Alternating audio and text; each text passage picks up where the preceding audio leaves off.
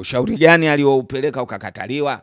Kwa sababu hatuwezi tukauzungumzia kukataliwa kwa ushauri tusiujue ushauri wenyewe.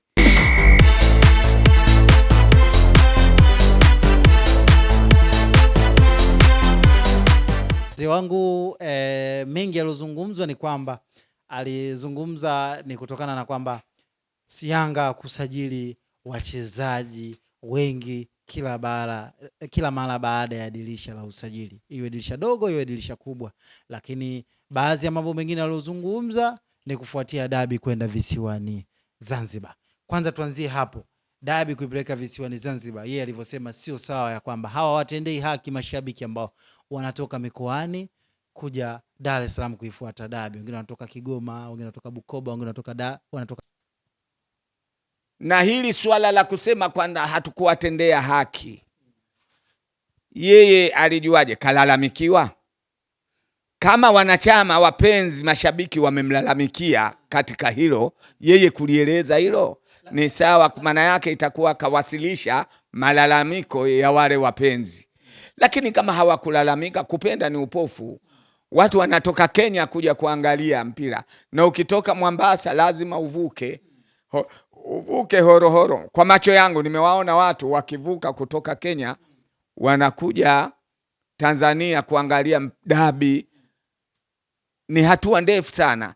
Kwa hiyo mshabiki hawezi kunungunika hatukutendewa haki wakati yeye anakuja kuangalia kitu kilichoandaliwa. Lakini tumeona wengi wamemuunga mkono, wakiwemo baadhi mashabiki wa Yanga wa upande wa pili, wanasema ni kweli hawajatutendea haki kuipeleka mechi mbali nasi, hasa hususa wanaotoka mikoani, wengi wamemuunga mkono. Sasa kama hivyo ndivyo, basi angesema tuupeleke wapi? Ukibaki hapa Dar es Salaam. Dar es Salaam vile vile kutakuwa na mtu wa Zambia akija hapa yupo karibu.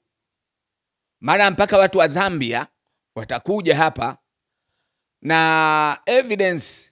Nataka niseme mashabiki walitoka hapa kwenda South Africa, kwenda kuangalia mpira wa Yanga, kwenda kuangalia mpira wa Simba wanacheza kule.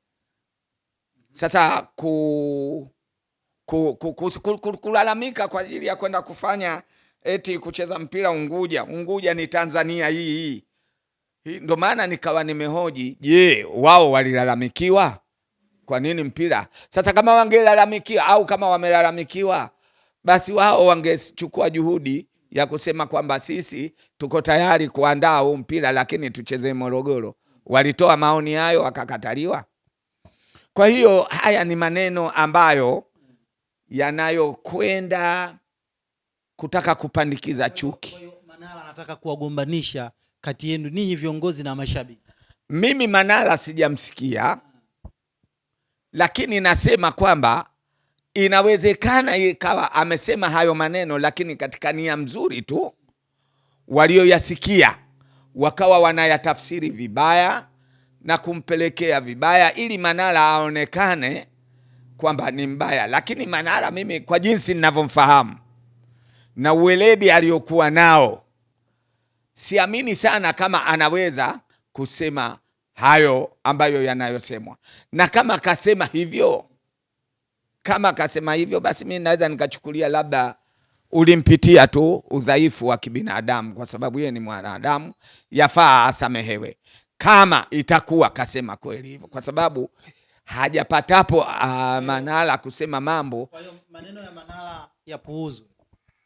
Kama ikiwa kasema, narudia tena, kama kweli kasema, inawezekana alisema katika njia ambayo wametafsiri tofauti na lengo la yeye katika kusema kwake. Jinsi ambavyo umesikia. Mimi kwa mawazo yangu na mtazamo wangu na uzoefu wangu ninavyomjua Manara, kama kweli hilo lilimtoka, na washauri mpaka viongozi wangu na washauri hilo jambo tulichukulie kwamba Manara kasema labda kapitiwa na udhaifu tu wa kibinadamu, lakini yafaa kama kweli kasema, basi inafaa hata kumuita, kwa sababu Manara mwenzetu, na mimi ninaamini tutakapomwita atatuelewa. Tuje tumuulize ilikuwa nini lengo lake katika kuyasema aliyoyasema. Yanga kweli ni mwana Yanga, kwa sababu watu wanasema wengine sio mwana Yanga, wengine ni mwana Yanga. Sasa kumekuwa kuna maneno mengi. Kwa hiyo unavyofahamu Manara ni mwana Yanga? Kwa upande wangu mimi najua Yanga, Manara ni Yanga Afrika na ni mwanachama mzuri tu, tena yeye ndio mshawishi wetu na mtangazaji mkubwa kila pale tunaposajili wachezaji wapya. Manara ndio anayesimama kuwaita wachezaji kutoka vyumbani kuja kuwanadi katika jukwaa, kwa kuwa ni wetu. Lakini swala kubwa ambalo lingine alilizungumza, moja katika hoja zake, amepeleka ushauri akiuliza kwa nini Yanga wanapofeli pakubwa ni kusajili wachezaji wengi kila liitwalo dirisha. Ndio maana nikasema hayo inaweza akawa ameyazungumza katika nia nzuri, na hao wanaosajili wale ni viongozi, sio wenda wazimu. Wanaangalia, hawawezi wakabakia na mchezaji wakati wanamkuta mchezaji mwenyewe hakuperform. Na sisi tunachohitaji tupate mchezaji aliyekuwa bora. Utamjuaje mchezaji aliyekuwa bora?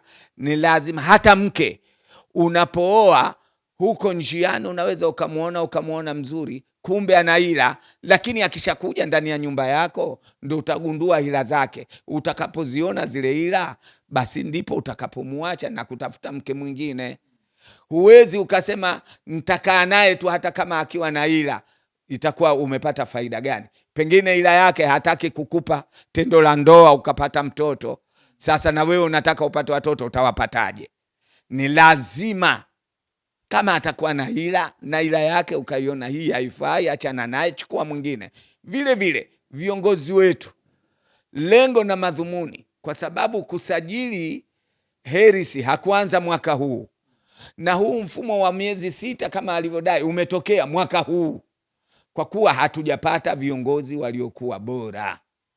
Lakini akipata au tukipata viongozi bora, na imani tutabakia nao na tutakwenda nao. Iwe kwamba tunasajili wengine, kwa nini hao kina Pakomi tumewasajili mwaka huu sisi, mbona bado tunao?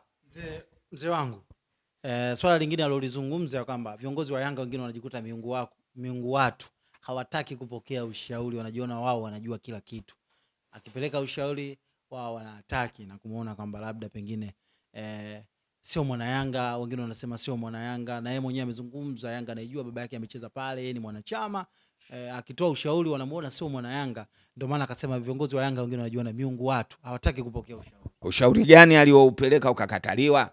Kwa sababu hatuwezi tukauzungumzia kukataliwa kwa ushauri tusiujue ushauri wenyewe, na huo ushauri tusijue kwamba aliupeleka kwa kiongozi gani. Haitawezekana. Kama itakuwa kweli katoa ushauri, atuambie, mimi nilitoa ushauri kadhaa, niliongea na uongozi kadha, lakini hawakupokea ushauri wangu.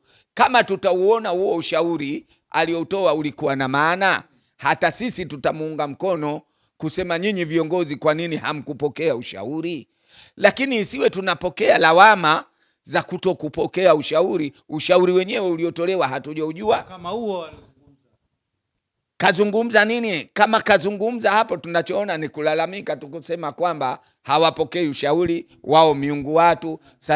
Sasa mweka pembeni kivipi? Manara yupo Yanga Afrika mpaka leo. Sasa kawekwa pembeni kivipi? Pia kama kawekwa pembeni, hata nyinyi waandishi mtakapokwenda jaribuni kumshauri eti umewekwa pembeni. Lakini mimi ninachosema kwa Manara, bado narudia, kutokana na jinsi ninavyofahamu background ya Manara. Kwanza, ana sifa ya kujua kusema. Pili, Manara ana uweledi wa kusema. Tatu, Manara analijua liliokuwa zuri na baya, kwa sababu ana akili timamu. Siwezi nikapluvu maneno ya kusikia kwamba Manara akafanya hivi na mimi nikawa nimekubali nachozungumza, na mimi pia natoa ushauri. Kama kweli hayo maneno yamesikika hivyo, tucheze mpira wetu, tukimaliza tumuite Manara, tukae naye tumuulize mwenzetu, kulikoni? Mbona tumesikia hivi na hivi na hivi na hivi? Kwa nini usije ukatuona viongozi? Inaonekana kama hakuko sawa, kwa sababu mara yeye kuongea vile yakaibuka mashambulio. Baadhi ya influencer wa Yanga wale wa karibu ambao wako kwenye cabinet ya Ali Shaban Kambwe sambamba na Ali walianza kumshambulia kwa maneno makali. Kama ilikuwa ni vita kutupiana maneno, ni kama hakuko sawa. Huenda kuna tofauti ilimpelekea Haji kuenda kuzungumza na yale, na wakatokea watu kutoka ndani ya klabu na wakaweza kumjibu, na wengine wakimuonya asirejee kuzungumza maneno hayo. Mimi sijayasikia isipokuwa kwa Manara, kwa Alikamwe nilimsikia kapelekewa maneno, lakini maneno hayo aliyopelekewa yeye akasema mimi siwezi nikajibu bila ya kumjua mtu mwenyewe nani.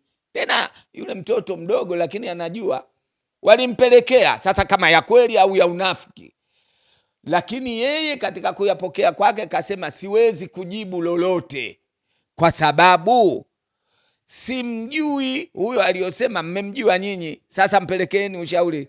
Kama yeye kweli yupo katika hali ya kunizungumza mimi, anitaje jina na mimi nimjue, na akinitaja mimi nitamjibu. Mzee wangu, tumezungumza kwa muda mrefu. Bila shaka wapenzi wetu ambao walikuwa wakijiuliza na wale ambao walikuwa wanakurupuka kwenye kutoa maoni mbalimbali juu ya swala hili, wanaweza kama wamepata elimu. Ndio maana tunasema mtu mzima ni dawa na maneno yake ni ya busara. Umeweza kujibu barabara kabisa. Labda ulikuwa una lipi la kumaliza kwa mashabiki wa Yanga na kwa Haji Manara mwenyewe juu ya hili sakata ambalo limetoka kuzungumzwa siku chache nyuma zilizopita? Neno lako la mwisho mzee. Nataka niseme kwa mashabiki wa Yanga, wanachama wa Yanga, viongozi wa Yanga wajue kitu kimoja: mti wenye matunda ndo wenye kupopolewa, bila ya kujali kwamba matunda yale msimu wake ukisha, lakini mwakani unategemea upate mwingine, lakini ndio unaupigwa mawe huo huo kwa matunda yake. Sasa tusiyumbishwe, tusidanganyike, tusiyasikie maneno ya nje ya watu wanayojifurahisha. Inawezekana lengo la watu hao hawana nia mzuri na Yanga Afrika, lakini sisi tuwe thabiti na Yanga yetu, tuwe na msimamo na Yanga yetu, tuweze kupambana na kuyadharau maneno na kuyapuuza maneno ya kusikia. Tuendelee, tuangalie klabu yetu ili tuwe na mshikamano mmoja, tuweze kupambana, tufike tunapopahitaji, hususan hasa